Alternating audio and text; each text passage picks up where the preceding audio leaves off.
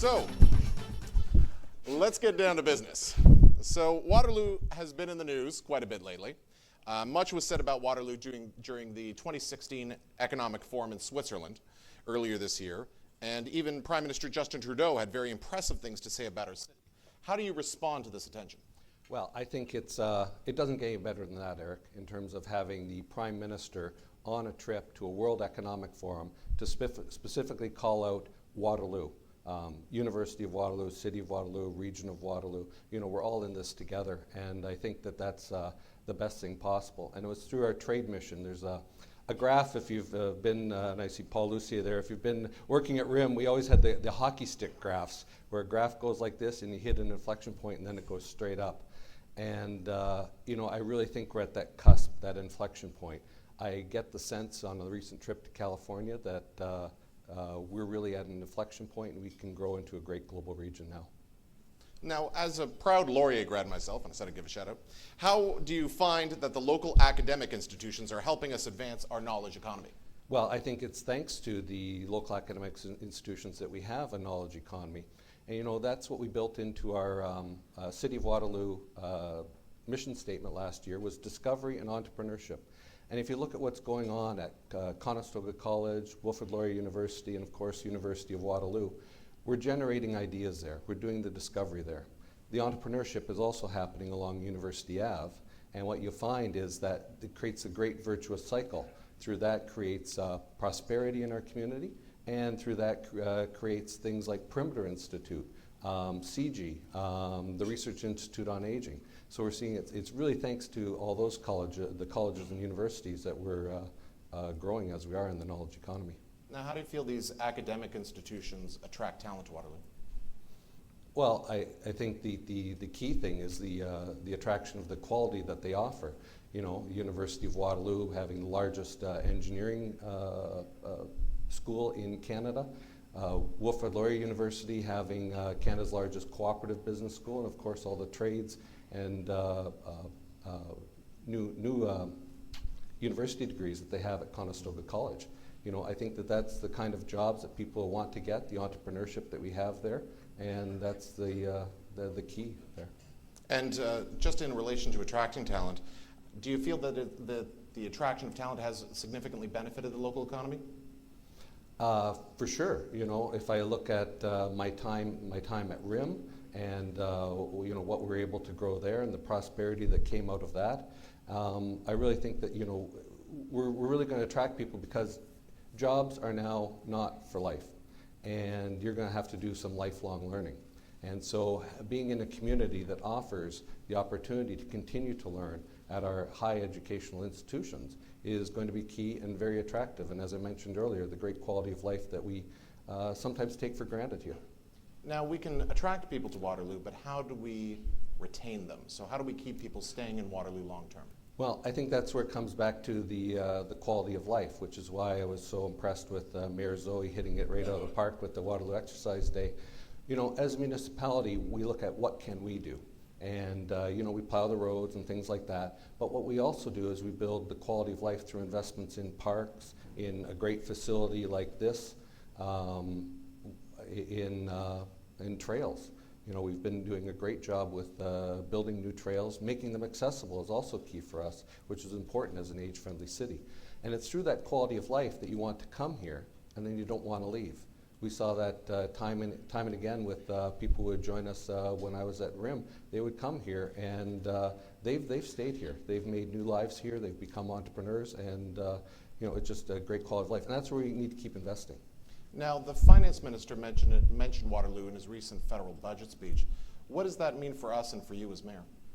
Well, again, it doesn't get any better than that in terms of having somebody who's on the finance side, bringing, speaking about us, and it's, it speaks to our strong global brand that we're really offering here. That's, the finance minister in terms of bringing out a city-friendly budget. That was important to us. Has affordable housing in there, has money for infrastructure.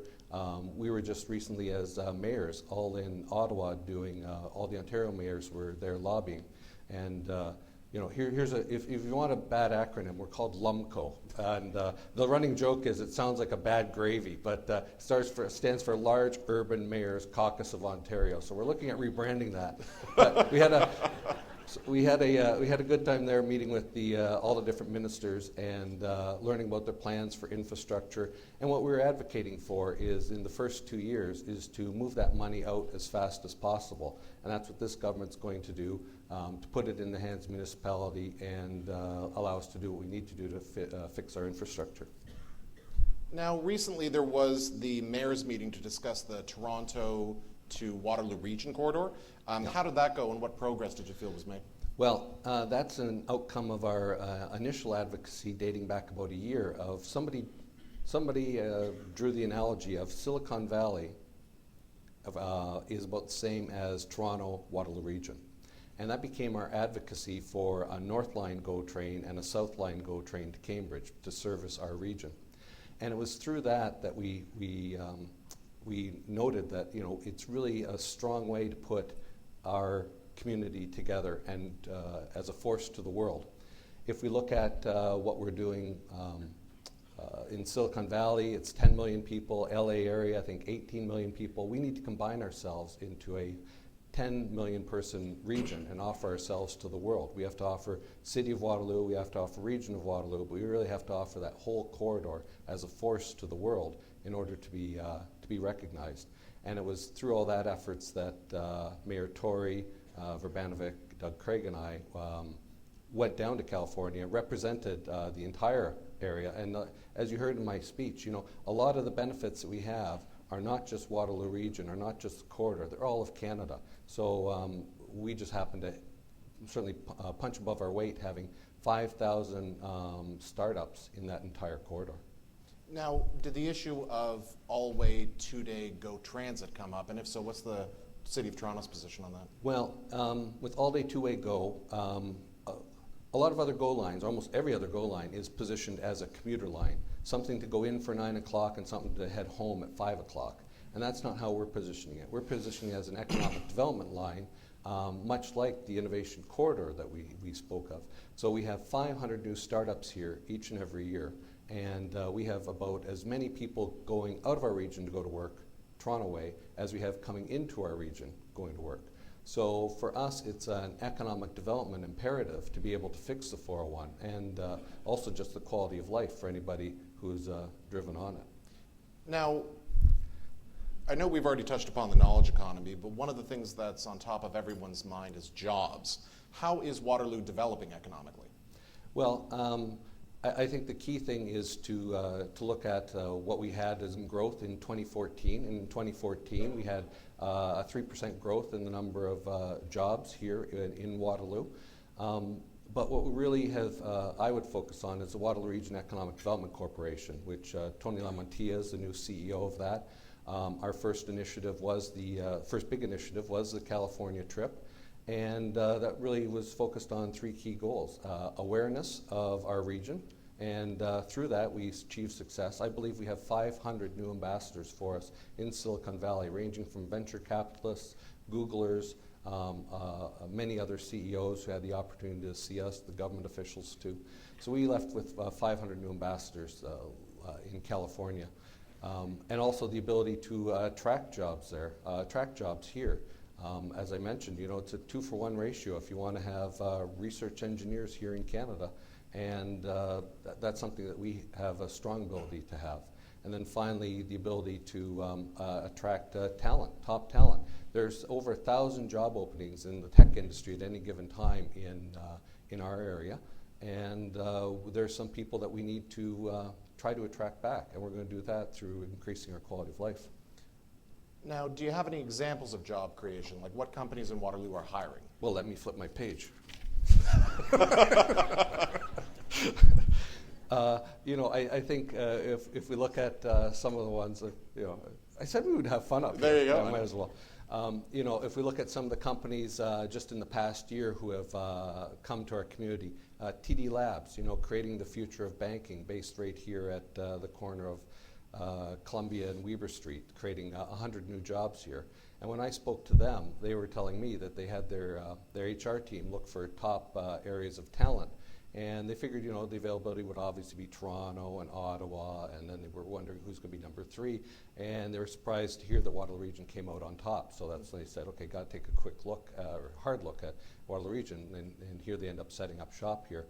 Shopify, when they looked for an office, and it could be set up anywhere, they actually chose Kitchener and have expanded and will move into the former Seagram Museum on May 1st, bringing in a total of, over time, over 300 jobs there.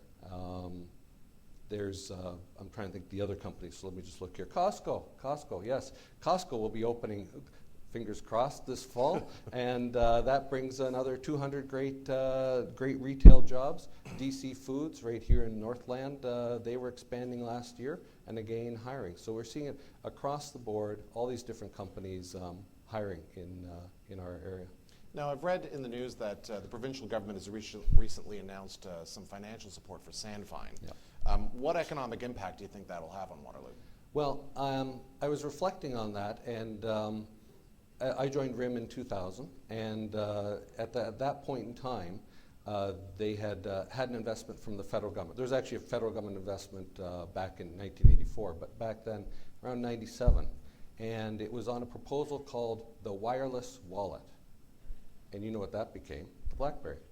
And so if you look at that, that was an investment from the federal government to do the research and development for about 2-3 years on what could become a wireless wallet, subsequently became the BlackBerry.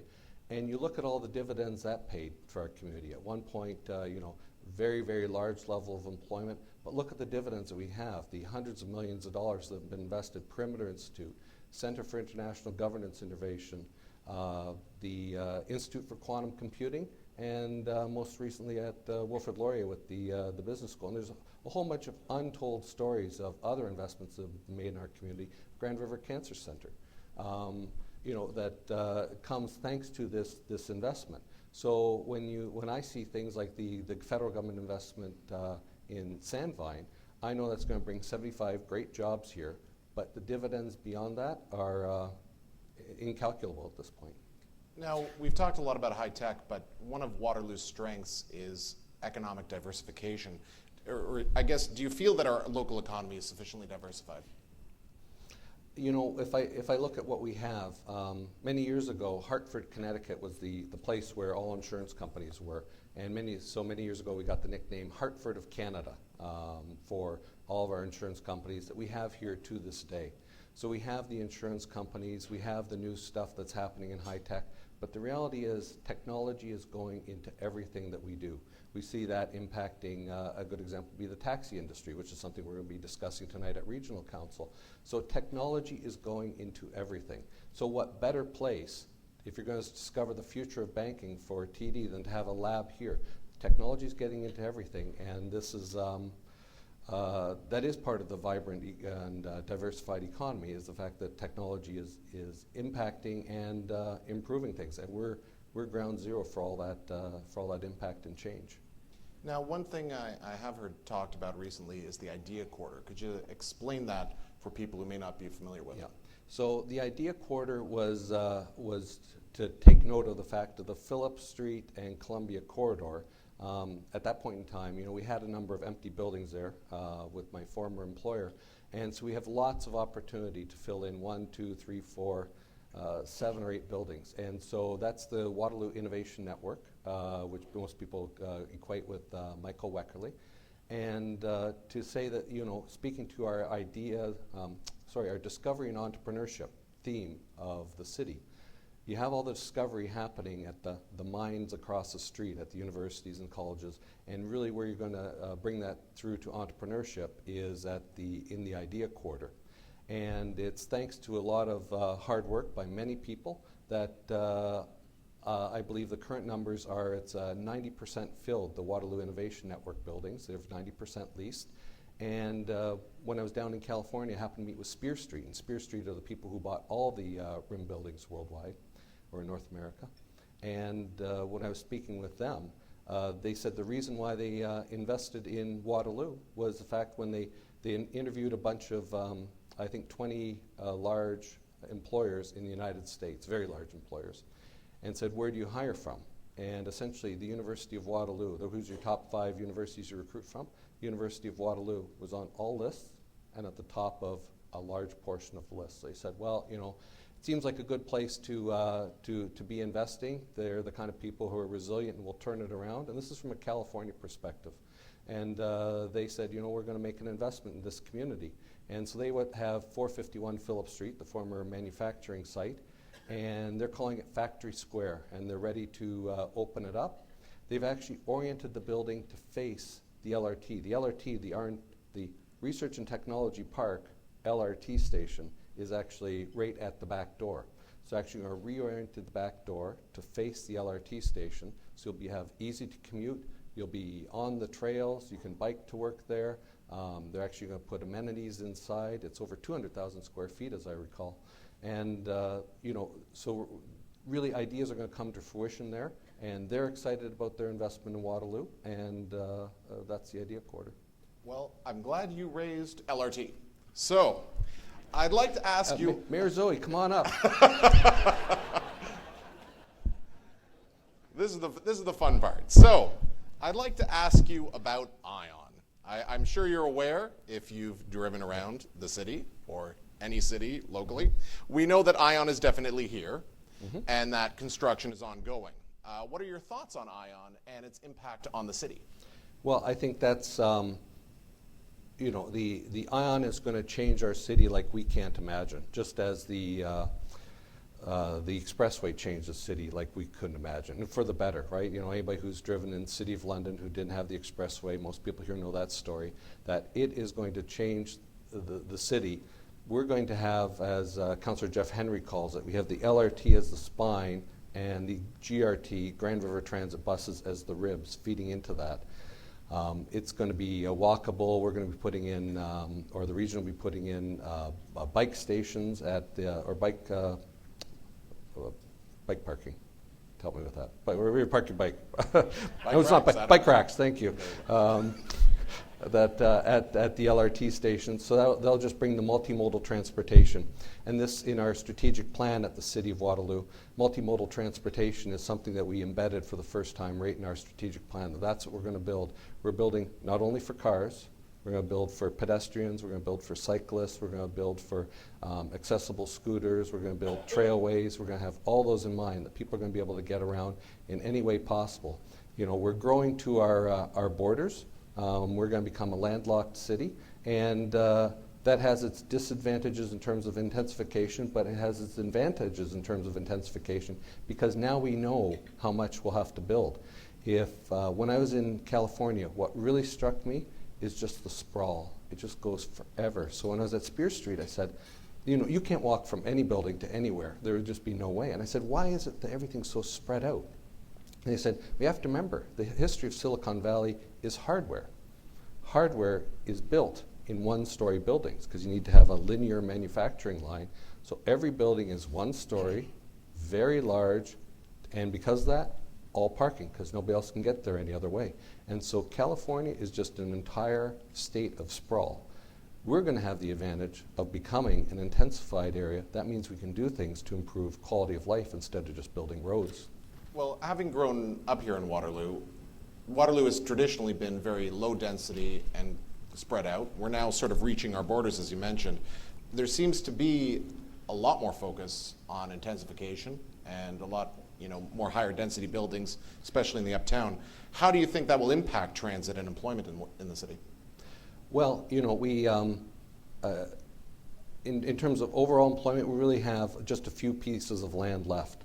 We have some east side lands right over here that we can develop. We have some west side lands over on the west side where the Waterloo Golf Academy currently is, and we have the R&T Park. And other than that, we really need to grow up. And so in order to facilitate that, our council put together what's called a CIP, a Community Improvement Plan. And through that community plan, we're encouraging intensification where people might be able to expand their building as they're doing at the Legion, but they don't really have enough parking spots. So we'll assume that people will be using transit to get there, maybe biking and that, or that, well, they're going to have to. And so that that's already taking advantage. You can go see the Legion on Regina Street. It's under construction. We put in things to hopefully encourage more affordable housing. The Uptown retailers told us, if it's going to be under construction outside, it might as well be under construction inside. And so that community improvement plan has well over $1 million available for the local retailers to do improvements to their facade, to their inside, to add accessibility so that wheelchairs and scooters can come in, to get rid of the one-step problem. And that was very important to our council. So we're making investments like that so that it's easy for everybody to use our city, and we're going to be intensifying, so there's no doubt about that. Well, have you seen an actual change in development? Are developers building up now instead of out? You don't have a sunroof on your car, eh? When you drive down King Street, you just look up, you can see, yeah, there's all the stuff going on in terms of the development, and we see that monthly, literally monthly, that people are coming into us and say, we're going to take this piece of land, and what we really want to do here is grow up. And so we're seeing that happen all the time. And some people wonder, is it too many buildings? And the reality is, we never saw the sprawl before. So as a new subdivision went in with hundreds or thousands of homes, you never saw that because you never went through there because it was horizontal. Now everything's going vertical. Everybody can see it. They go, oh, there's a new tower. Is that maybe too many? And the reality is, I don't know the answer. It's a fine line there. But our universities are attracting about a net 1,000 students extra each and every year. And although the demographics are going to work against us for the next few years till 2021, those extra 1,000 students need an extra 1,000 apartments. An apartment building might have 200, say, people, and some need an extra 5 towers each and every year. And so maybe the number is right. There's all different kinds of math you can do that. But the reality is the free market's looking after that, and we're trying to make the buildings as beautiful as possible so that it's a city we can be proud of. Now, a concern that many people have is affordable housing. How will this type of development impact affordable housing? Well, again, because we're constrained, we're seeing land values continue to go up. What used to be $3 million an acre in Uptown Waterloo is $4 million an acre. What used to be $4 million an acre in Waterloo is now $5 million an acre. So I'm going to go back to that LRT grid pattern that we had before. There's going to be lots of options to feed into the ION. There's going to be lots of options to use the ION. So that really liberates the more affordable land on in different sides of town. Last week, I was in Ottawa, and when we did our advocacy with LUMCO, very popular term, LUMCO, and we did our advocacy there, and we were meeting with Minister Duclos, and he has the mandate from the Prime Minister on affordable housing, and it's they're planning on putting a lot more investment in affordable housing. We've been fortunate at the region to approve 2 affordable housing sites, one for SHOW, Supportive Housing of Waterloo, one for the Y on Lincoln and Herb Street, probably vice versa. So we're going to be building some new affordable housing here. So what we're doing as our part as a city council, because it's really a regional responsibility, the Y came to us and said, there's development charges on our new building. Could you help us out with those? And we use the term waiving the development charges, but the reality is somebody has to pay them. So it's actually the government of City of Waterloo is paying them to the City of Waterloo, their development charges. So we were able to help out with a $50,000 investment net to the Y and help them out. So that's what we're doing for our part. Plus we have the CIP, the Community Improvement Plan I spoke of, to help incent affordable housing creation in the Uptown area. Now, speaking of the Uptown, anyone who's been there recently knows that there's a lot of construction running right along King Street. Local businesses in the BIA are concerned about the amount of construction, and now we've discovered a corduroy road. What is the city doing to support local businesses during this ION construction? Well, the ION construction is on my mind literally every day, literally all the time. whether it's from just driving around town as people do. You know, when you're mayor, here's the funny thing. When you're at home and you hear the tap leaking, you go, I have to fix that. When you're mayor and you're driving around our 64 square kilometer city and you see something, you go, we need to fix that. And so you're always looking for these different things that are going on in the city. And it's really working in conjunction with the region, in conjunction with Grand Link, with our own staff, and the Uptown BIA through Patty Brooks, who's here today, to make sure that things are going well. Patty Brooks, she does walkabouts all the time to make sure to see what's going on, how it's impacting our Uptown retailers. I do that as well for. And I know all our councillors are very, concerned, whether it be Councillor Freeman about the LRT construction that's going here by Conestoga Mall, or Councillor Durrell, or any of the other councillors in between. We're all concerned about that. And it's what we did last fall is we said, what we need to do is promote that Uptown's a great place to shop. So we did that. We made sure there was parking. We actually bought 2 new pieces of land to develop more parking in Uptown. And if you're ever going Uptown, the funny thing is, when I ever went to shop Uptown before, I was never parking on King Street. So we have to remember, the only thing that's torn up is King Street. And that's where the vast majority of us never parked anyways. We all parked at the Waterloo Town Square lots.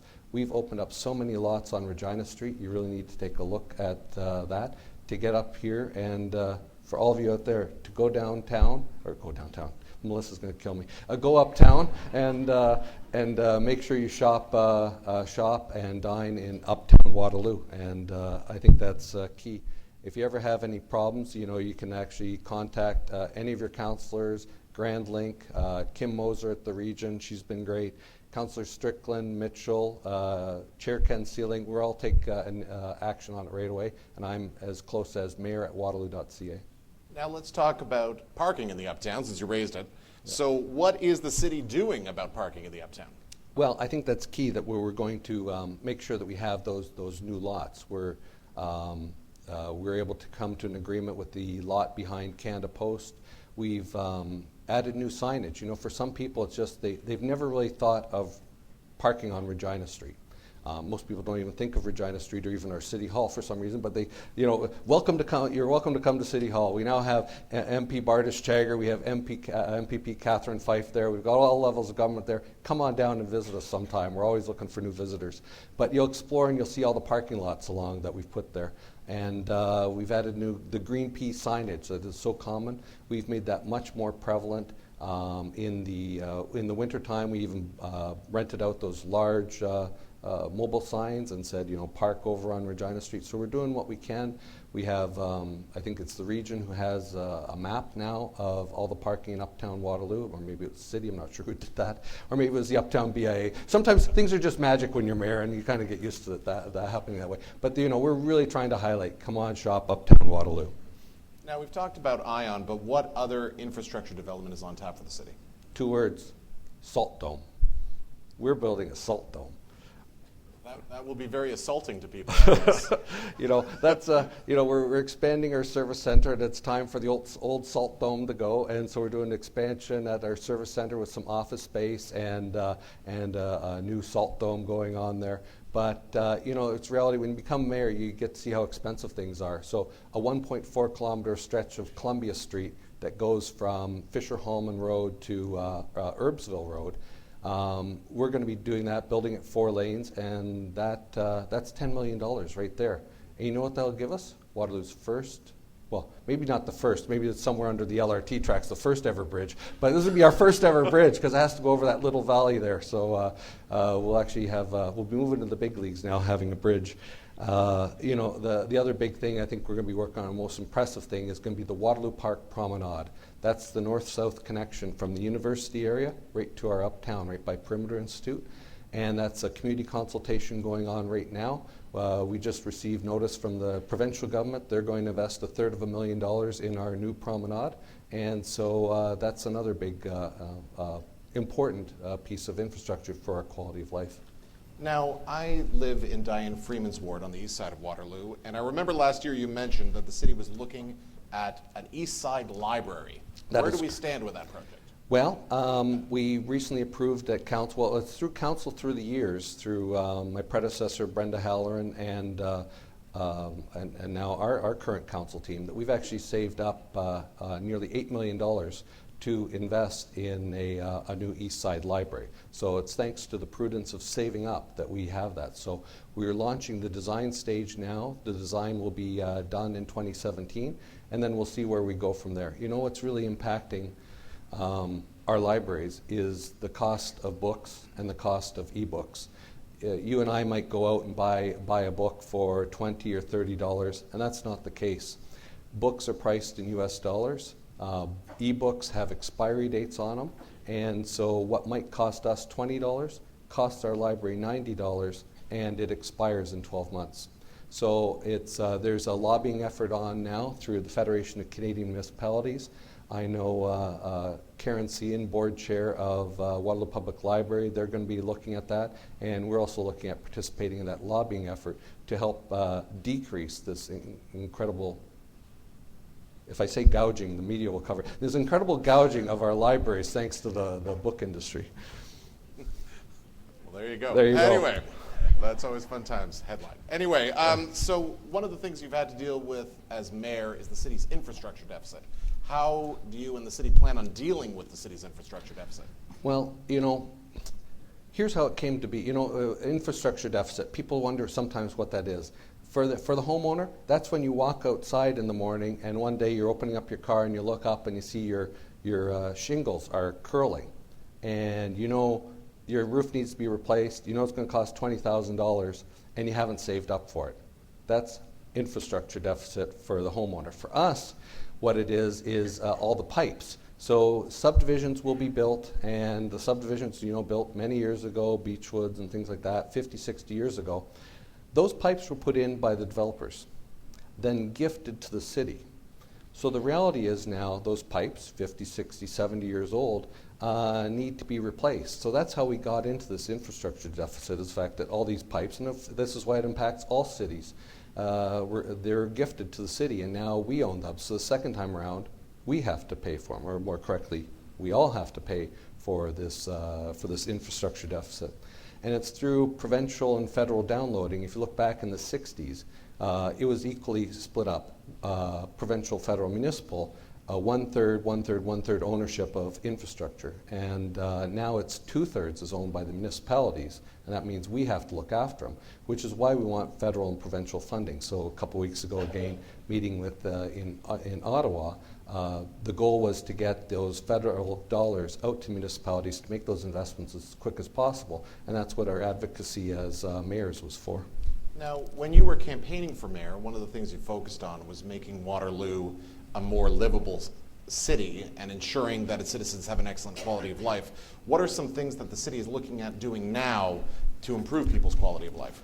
Well, I think you really have to look at that talent is transient. We see that in the university graduates, that we really have the opportunity to capture them probably in year 3 and 4 and have them build that connection with the city. And they're going to build that connection with the city, with our region, through having a great quality of life. And that's why it's so important to help keep that talent here, to do that job creation here. The days of, you know, building a car factory and hoping that they'll have jobs here for 50 or 75 years, you know, I think that's really, that's gone now. So we have to work on the quality of life, building the best place, because the fuel for business is talent. And if we can get business building in you heard the value proposition, it's very clear to why you want to do business in our area. We need to make it clear this is why the talent wants to be in this area, and then we have a beautiful match. So it's the quality of life tie that really needs to come together. Now, what role can neighborhoods play in improving the quality of life here in the city? Well, I know that from canvassing during the election is that everybody thinks of their street, their neighborhood, their home. And through that, we in the previous council put together a neighborhood matching fund. This current council added another $10,000 to it. And it's a grants for neighborhood projects like ice rinks and things like that, and street parties, barbecues. And the United Way also invested $10,000 annually in the City of Waterloo Neighborhood Matching Fund. So we're pushing that money out to the neighborhood associations and having them build, stuff to do right in your neighborhood.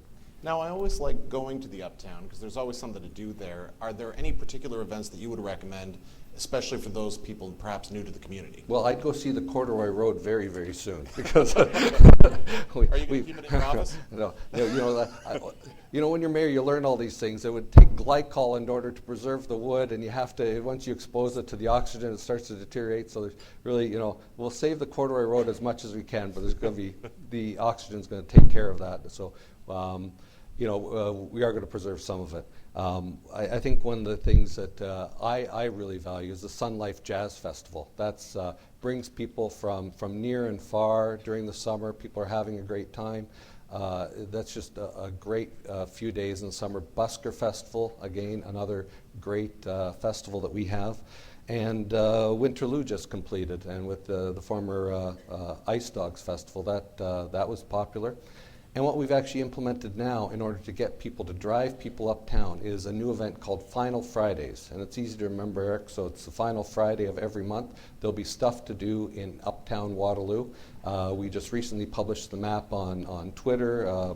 You can see what things are going on. I just heard, I think we're going to have the band Corduroy Road playing this coming Friday. Oh, not this coming Friday, so 2 Fridays from now. And they're going to be playing by what might be then the former Corduroy Road. But nonetheless, we're going to be doing that to help attract people uptown, and there will always be something to do on the final Friday. So my call to action for people is if you go uptown to shop or dine once or twice a month, up it by another time. You're going to go there 2 or 3 times a month, or 3 or 4 times a month, and just to keep going uptown. Now, we're just going to have some rapid fire questions. Okay. I know time is running quickly. Yep. So I know one of your passions, and as part of the quality of life here, I know one of your passions is promoting an active lifestyle, something which I have obviously not partaken in. How is the city of Waterloo doing in promoting an active lifestyle? Well, I think that's literally what Mayor Zoe said about having a Waterloo Exercise Day. That's just a fantastic idea. And I think that's what, last year we were really focusing on the economy, launching the Waterloo Region Economic Development Corporation. We have our first trade mission under our belt. Now it's time to focus on the people side of things, the quality of life. And through our recent council, we had a 3-year budget, and we actually invested in 10 kilometers of brand new trails. So that will help connect all the trails. We just opened the Spurline Trail last week, which connects Uptown Waterloo to the future regional transportation hub at Victoria and King. We have federal funding through the Canada 150 grant to redo the Trans-Canada Trail, which takes us from the northwest corner of Waterloo right into Waterloo Park. We have the provincial funding to improve the promenade. We're going to put in a multi-use trail to connect Caroline Street right up to the Iron Horse Trail. And then there's Waterloop. We're working on Waterloop, which is the looping trail which goes around the city. And for anybody who uses our trail, they've probably seen all the new signage that citizens recommended we put up, and it just makes it so easy to use. I encourage everybody to get out this spring and see what we're building. Now, I know you had mentioned Waterloo Park earlier on. Are you investing in other parks around the city? Yes, we are. We have a number of projects on the go. I think the most striking is down in the Mary Allen neighborhood. When that area was built, parks weren't popular. Parks weren't built then because you were right next to the farmland, so you didn't need a park. And so what we found is these older neighborhoods, in particular Mary Allen, had no park, and with the loss of the school, had no school playground either. So what we decided to do is take the former parking lot to refurbish all the land there, and we're actually going to put in a park right in the heart of Mary Allen. Now, one of the great problems that we had here today was that we sold out this event in under a week, which may have made it difficult for some people to get a ticket. I think that shows, however, the level of engagement of people in the city. How does the city engage or involve its citizens in 30 seconds or less? Last year we launched Open City Hall, which we used as a project to get online involvement from citizens. Through the leaf pickup questionnaire, we got over 1,000 citizens engaged with all our different engagement, including the pop-up City Hall here that we had at the New Year's Levee and some of the outreach our councillors did. We got about 1,000 pieces of input on the budget. so popular so fast. Regionally now, through all the other cities, we're embracing it. We've all rebranded it called Engage. So we'll have Engage Waterloo, Engage Kitchener. The region just launched theirs as well. So it's an engagement platform, and that's how we're going to get people online. Now, because this event sold out so quickly, we wanted to make sure everyone had an opportunity to ask some questions. So before this event, we had a whole bunch of people tweet or email in their questions, and we have time to read 2 of them now. Question 1. I noticed there has been an unforeseeable delay in opening the store on Herb Street. It's the Costco store. Oh, there you go. Okay. I didn't know what that meant. Costco store. But when projects fall behind, everyone loses. The businesses in terms of higher startup costs and longer time to break even, the consumers in terms of inconvenience and lost productivity, the residents in terms of property resale value, the city in terms of fewer jobs and lower tax revenue via property and business income. So I wonder how much of the delay and unforeseen cost is preventable in hindsight. How much of the process could have been done in parallel? Were there groups of people who should not or should have been represented in the initial kickoff meeting but weren't? Please feel free to share your experience and learning in this matter. That was obviously not a Twitter question. Okay, I'll try and give you the short answer. So I think it was, people were excited when we heard Costco was coming to town, situated on Herb Street. But the reality is that's also on the opposite side of the road is our regional landfill, which is actually a very popular spot on Saturdays too. It is a popular spot, and or the waste management. It's not landfill. Somebody else is going to not be happy with me. Waste management site. So that what we really had to do is that I think the most important thing is getting it right. And so what the council of the day decided, we need to get it right. There's going to be lots of traffic. A Costco parking lot can have 1,000 parking spaces. A gas station at a Costco, one of the citizens told me, can have like 50 to 70 cars in line at any given time. So we know we're going to have a whole bunch of people excited about their Costco and getting there. So we need to get it right. And it was through that working as with the region, with the city, and the other municipalities. What we did a traffic study. We decided we're going to put in 2 roundabouts on Herb Street. As soon as those go in, literally, Costco could open the next day. So in terms of the question had the word, can more work be done in parallel? Well, that's actually what's happening right now. You see the action going on the land, and you'll see the action going on the road, and it's a partnership. The roundabout, the developer for Costco will pay for, and eventually once the Waterloo Golf Academy closes in 2017 next year, which is our employment land, there's going to be a new road, Platinum Drive is going to be going through there, and that actually joins up with the roundabout that'll be at the Costco. So it'll be actually it's a great plan, and sometimes great planning takes time because it's going to last for 50 years. Now, the second question is a Twitter question. So how is the city leveraging the ION to improve walkability, biking, and accessibility? I mentioned a bit earlier about working with the region to ensure there's that people can bike to the ION. The ION, as you know, is fully accessible, low floor, you get in there. We're going to have the new promenade trail going right beside it. The Trans-Canada Trail runs right beside it. I think the key thing is that we're looking at multimodal transportation. That's our lens, and we're looking at it in everything that we do. So in terms of connecting to the ION, that's the kind of city we're building. You heard the community improvement plan. We're offering less parking for more development, and I think that's key. That's the goal of the City of Waterloo.